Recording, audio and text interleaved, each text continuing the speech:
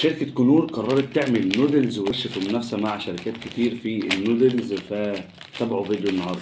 السلام عليكم، ازيكم عاملين ايه؟ واهلا وسهلا بيكم في فيديو جديد من قناة اكيد اسكندراني. فيديو بقى النهاردة هنجرب النودلز الجديدة من شركة كنور.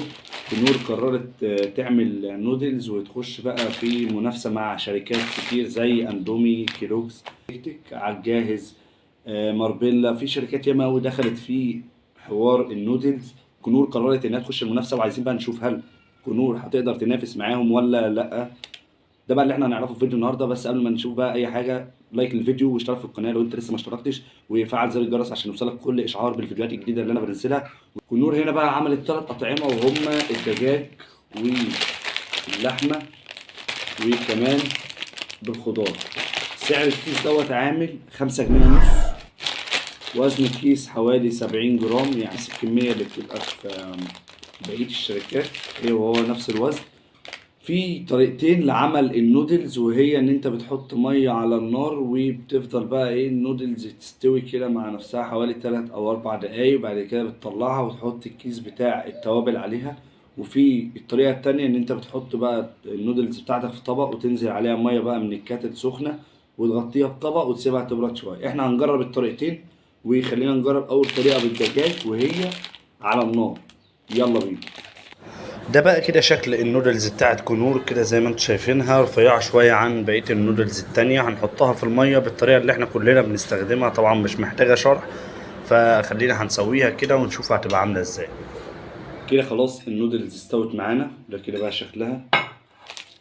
مكتوب هنا بقى على الكيس: نودلز سريعة التحضير تحتوي على لحم دجاج طبيعي.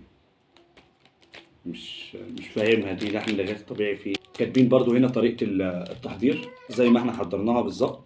افرغ النودلز في 300 مللي من الماء المغلي واتركها على نار هادية لمدة 4 ل 5 دقايق. وبعد كده نضيف كيس التوابل. انا بحب احط كيس التوابل بعد ما النودلز ما تستوي، احطها في طبق واحرك جيدا حتى الذوبان. تمام، ماشي. ده كده بقى كيس التوابل اللي بيجي مع كنور، هو بالظبط يعني كده لغاية النص.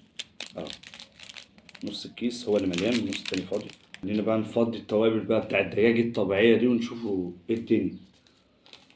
اه، بص، هو تحس ان انت بتفضي مرق الدجاج، مش زي بقية الشركات التانية.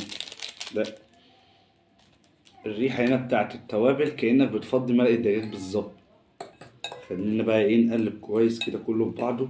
يعني هي النودلز رفيعة شوية تقريبا، يعني في نفس الرفع بتاع شركة ماربيلا. ماربيلا هي اللي رفيعة كده. فخلينا كده ندوق ونقول بسم الله.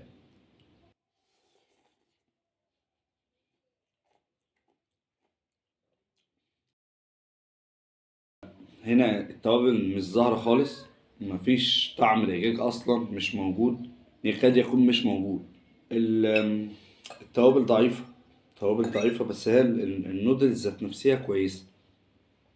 طعم النودلز كده رفيعة فبتدوب في البق على طول. لكن موضوع التوابل بالدجاج دي لا، مش موجود، ما عجبنيش. يعني خلينا لو هندي تقييم للدجاج دوت فهنديله تقييم 6 من 10. ونخش بقى على تاني واحد معانا وهو اللحم. نيجي بقى لتاني واحد معانا وهو باللحمة أو اللحم. هنجربوه بالطريقة التانية، وهي إن إحنا هنجيب مية مغلية من الكاتل وهنصبها في الطبق على طول. يعني هنقرب كده الكيس بتاع النودلز ده، طبعا كيس التوابل كده، الكيس بتاع النودلز. ودي الطريقة اللي أنا بفضلها، يعني دي الطريقة اللي أنا بفضلها، إن أنا أحط النودلز بتاعي في طبق وأنزل عليه بقى إيه مية مغلية من الكاتل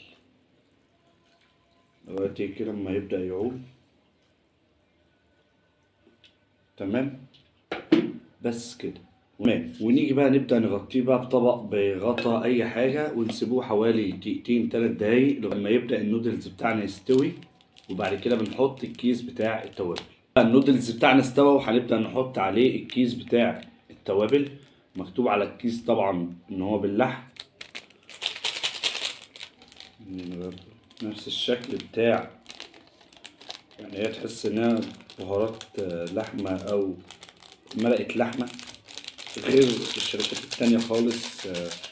في موضوع التوابل هنا مختلفة، بس زي ما شفنا في الدجاج ان هي ما كانتش قوية، التوابل ضعيفة جدا كأنها مش موجودة، انت بتاكل النودلز بس كده، مفيش توابل دجاج ولا اي حاجة. فخلينا هنشوف اللحمة شبهها كده ولا هتفرق شوية.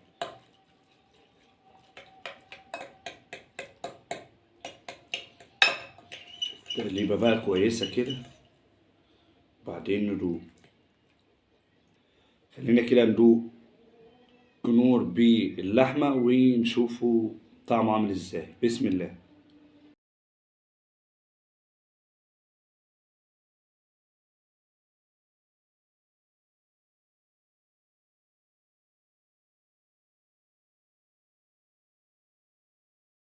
هنا طعم اللحمة ظاهر شوية بس مش مدي على اللحمة، وتحسه ان هو مدي على طعم المشويات كده. طعمه كويس مقارنة طبعا بالدجاج اللي هو الطعم اللي فات دوت. لا الطعم ده احسن بكتير.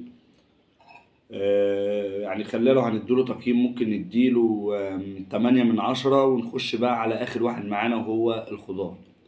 هنيجي بقى لاخر طعم معانا وهو كنور بالخضار. جميل. افتح يا باشا الكيس. نفتح بقى الكيس برضو، الكيس بتاع التوابل والنودلز، هي الشكل نفس شكل النودلز بتاعت الطعمين اللي فاتوا. وننزل بقى عليها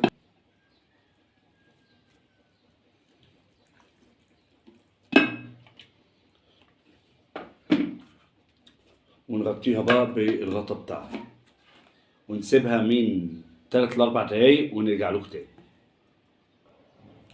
هنبتدي بقى نفضي الكيس بتاع التوابل عليها، ونديها بقى تقليبة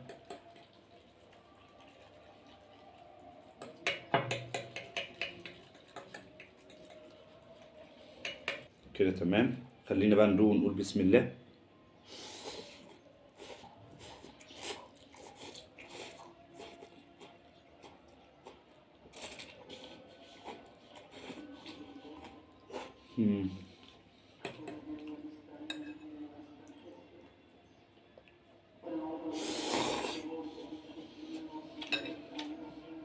طعم الخضار هنا كويس لكن برضو مش قوي، يعني هي المشكلة هنا بقى ان هو مش قوي.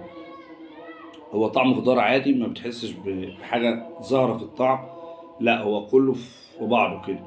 يعني خلينا لو هنديه تقييم فهنديه تقييم 7 من 10. يبقى كده اللحمة، بعد كده الخضار، بعد كده آخر حاجة الدجاج.